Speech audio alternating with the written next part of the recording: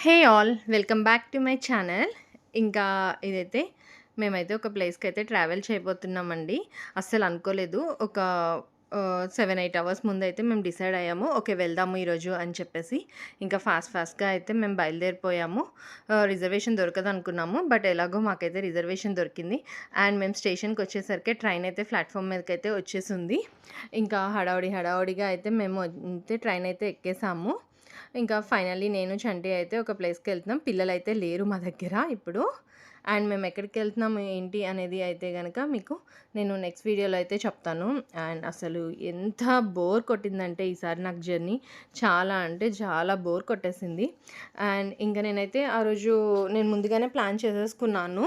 చంటి అయితే ఆఫీస్‌కెళ్ళున్నాడు. ఇంకా నేను ఈవినింగ్ టైంలో అలాగా ఇంకా కొంచెం స్నాక్స్ అయితే చేసుకున్నాను. లైక్ ప్రొమోగ్రానేట్ అయితే ఒలిచి పెట్టుకున్నాను. బాక్స్‌లో పెట్టేసుకున్నాను. ఎందుకంటే చంటి కొంచెం రీసెంట్ డేస్‌లో కొంచెం ఫీవర్‌తో అలా సఫర్ అయ్యి ఉన్నాడు. సో, ఎందుకులే బయట ఫుడ్ అని చెప్పేసి అలాగా ఇంకా పాప్‌కార్న్ అయితే చేశాను. ఇంకా పాప్‌కార్న్ ప్రొమోగ్రానేట్ సీడ్స్ అయితే తీసుకొనొచ్చాను. ఇంకా అదే కొంచెం తిన్నాము. ఇంకా చూసారా ట్రైన్ అంతా నాకేంటో చాలా ఖాళీగా అనిపిచ్చింది. అరే! అనవసరంగా రిజర్వేషన్ చేసుకున్నట్టున్నామే అనిపిచ్చింది. కానీ రిజర్వేషనే బెటర్‌లెండి. అసలు జనరల్ చూస్తే అసలు భయమేసింది. ఇంకా అసలు టైం అయితే అస్సలు అవ్వట్లేదు. ఇంకా చంటయితే చక్కగా స్నాక్స్ తినేసి కొంసేపయితే పైకెళ్ళిపోయి ఇంకా పడుకున్నాడు కూడా.